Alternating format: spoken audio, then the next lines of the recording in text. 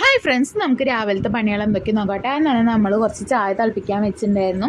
ചായ തിളച്ച് വന്നിട്ടുണ്ട്. അതിനുശേഷം നമ്മൾ ഇന്നലെ രാത്രി കുറച്ച് ഗ്രീൻ പീസ് വെള്ളത്തിട്ടായിരുന്നു ഉപ്പേരിക്ക്. അത് ഉപ്പും വെള്ളവും വെളിച്ചെണ്ണയും കൂടിയിട്ട് ഒന്ന് കുക്കറിൽ വേവിക്കാൻ വെച്ചിട്ടുണ്ട്. ഈ പയറുവർഗ്ഗങ്ങളൊക്കെ വേവിക്കുമ്പോൾ കുറച്ച് ഓയിൽ ഒഴിച്ചെന്നിച്ച് പെട്ടെന്ന് വെന്ത് കിട്ടും. പിന്നെ കുറച്ച് ഗ്രീൻ പീസ് എടുത്തിട്ട് നമ്മൾ ചായയുടെ കടിക്ക് കറി ഉണ്ടാക്കാൻ വേണ്ടിയിട്ട് മാറ്റിയിട്ടുണ്ട്. അതിലേക്ക് സബോള, ഉരുളൻകിഴങ്ങ്, പച്ചമുളക്, വേപ്പിൻ്റെ ഇല, ഉപ്പ്, മഞ്ഞൾപ്പൊടി, കുറച്ച് വെള്ളം ഇട്ടിട്ട് വേവിക്കുന്നുണ്ട്. പിന്നെ നമ്മൾ ചായക്കൊന്ന് പിട്ടും ഗ്രീൻ പീസ് നല്ല കോമ്പിനേഷനാണ്. അപ്പോൾ പിട്ട് ചുടാൻ വേണ്ടിയിട്ട് വെക്കുന്നുണ്ട്. പിന്നെ കറി ഇന്ന് പരിപ്പും മുരിങ്ങക്കായും മാങ്ങി കൂടിയിട്ടുള്ള കറിയാണ്. അപ്പോൾ അതിനുള്ളത് നുറുക്കി വെച്ചിട്ടുണ്ട്. വെള്ളം തിളയ്ക്കുന്നുണ്ട്. അപ്പോൾ നമ്മൾ പിട്ട് വേവിക്കാൻ വെച്ചിട്ടുണ്ട് കേട്ടോ.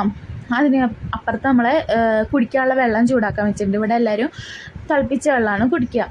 അപ്പം ഈ കറി റെഡി ആയതിൻ്റെ കറിക്ക് നമ്മൾ താളിച്ച് ഒഴിക്കുകയാണ്. കടുകും വേപ്പിൻ്റെ ഇലയും വറ്റൽമുളകൊക്കെ ആയിട്ട് താളിച്ച് ഒഴിക്കണം. ഇതിൽ കുറച്ച് തേങ്ങ അരച്ച് ചേർത്തിട്ടുണ്ടായിരുന്നു.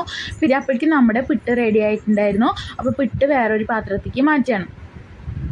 അപ്പോഴേക്കും ഏട്ടന് പണിക്ക് പോകാൻ സമയമായി. അപ്പോൾ ഏട്ടനുള്ള ഭക്ഷണം കൊടുക്കുകയാണ്. പിട്ടും കറിയും കൂടിയിട്ട് ഏട്ടന് നല്ല ഇഷ്ടമാണ്. അപ്പോൾ അത് കൊടുത്തു. അപ്പോഴേക്കും പിന്നെ ചോറ് അടുപ്പത്താണ് വയ്ക്കുക. അപ്പോഴേക്കും ചോറ് വെന്തുണ്ടായിരുന്നു.